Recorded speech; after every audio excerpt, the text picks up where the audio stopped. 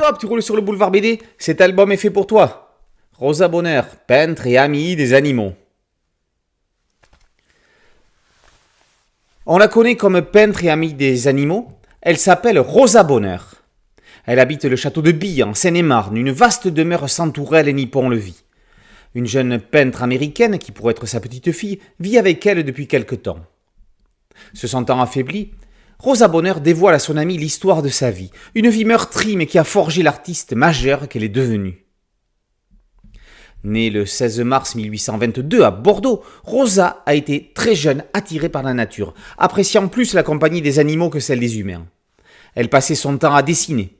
Il faut dire qu'avec un père peintre d'histoire et professeur de dessin, sa voie semblait tracée, mais son père ne l'encouragea pas dans ce chemin-là. Puis, ce fut le départ pour Paris, où l'enfant ne trouvera jamais sa place. La mort de sa mère l'année de ses 11 ans, délaissé par son père, embrigadé dans le saint-simonisme, mouvement artistique sectaire.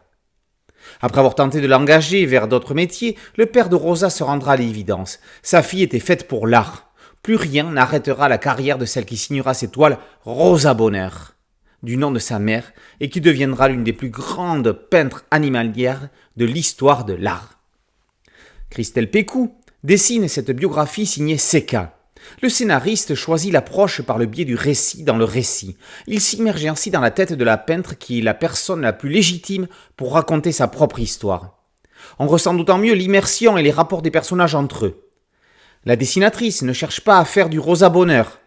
Spécialiste des bios, Pécou garde son style pour mieux s'effacer derrière les artistes qu'elle représente.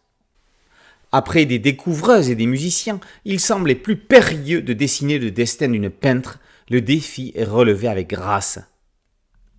En fin d'album, un riche dossier revient sur l'histoire de Rosa Bonheur, féministe avant l'heure, avec de nombreuses reproductions de tableaux permettant de profiter de tout le talent de la femme dont on vient de partager la vie. Jusqu'au 15 janvier 2023, Rosa Bonheur est exposée au musée d'Orsay à Paris, à l'occasion du bicentenaire de sa naissance. Rosa Bonheur, peintre et amie des animaux par Seka et Pécou, est paru aux éditions Faton.